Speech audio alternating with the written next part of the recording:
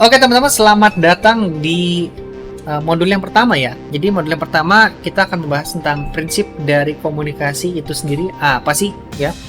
Jadi prinsipnya ya kita ngomong sih ya, dan goalsnya adalah orang paham dan dia bisa melakukan apa yang kita omongin dan hasilnya sesuai dengan ekspektasi kita.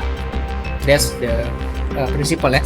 Oke, nah sekarang sebelum kita masuk ke teknik-teknik yang lebih advance, yang lebih lanjut, gue mau memperkenalkan terlebih dahulu fondasi dari komunikasi itu sendiri ya, dimana medianya itu terdiri dari ucapan, tulisan, tanda, simbol, video, sama chatting ya.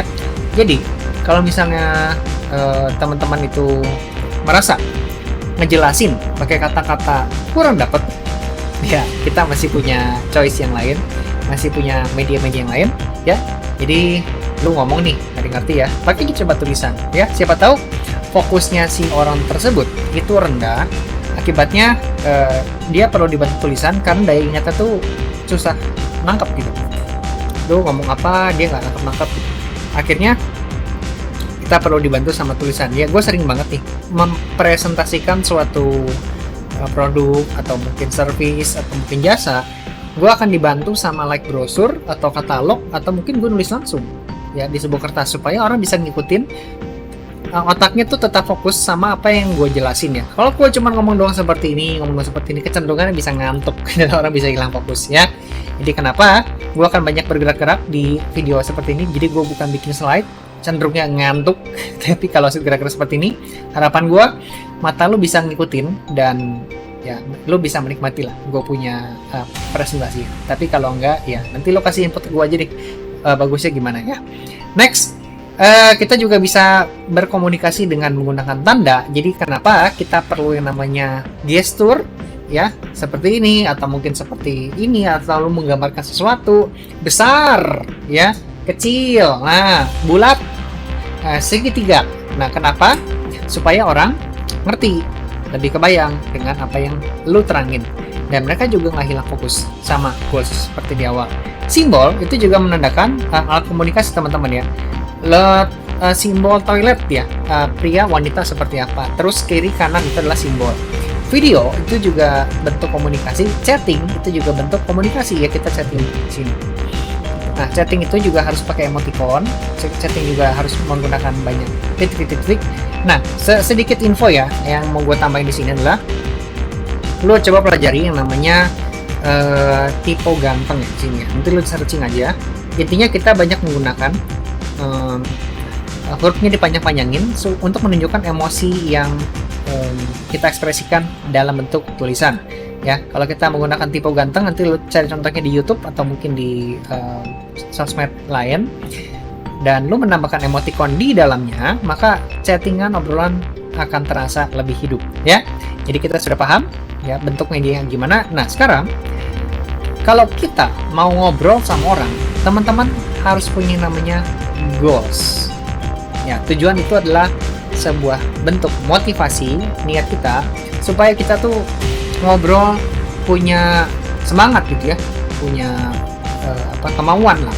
Kalau kita nggak ada motivasi, maka kita males sih ngobrol sama orang, ngapain gitu kan, ngalor ngidul.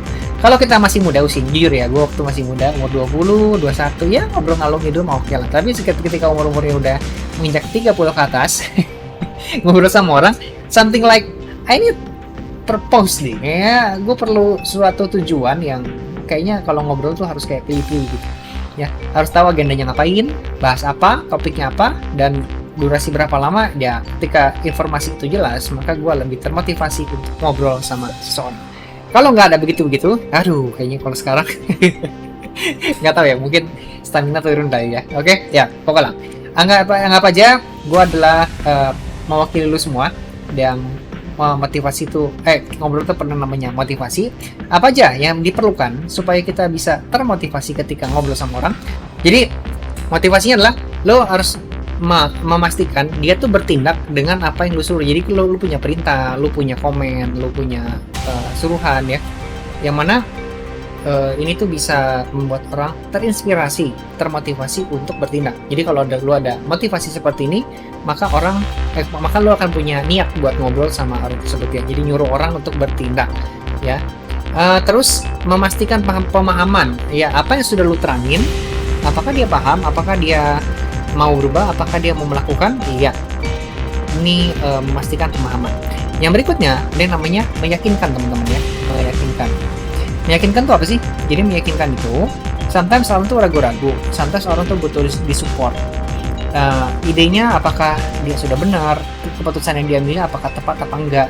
Nah, tugas kita sebagai seorang komunikator adalah punya motivasi dulu untuk meyakinkan orang tersebut sehingga dia mau yakin dengan keputusannya, atau mungkin keputusan yang lu berikan dia jadi yakin untuk dilakukan.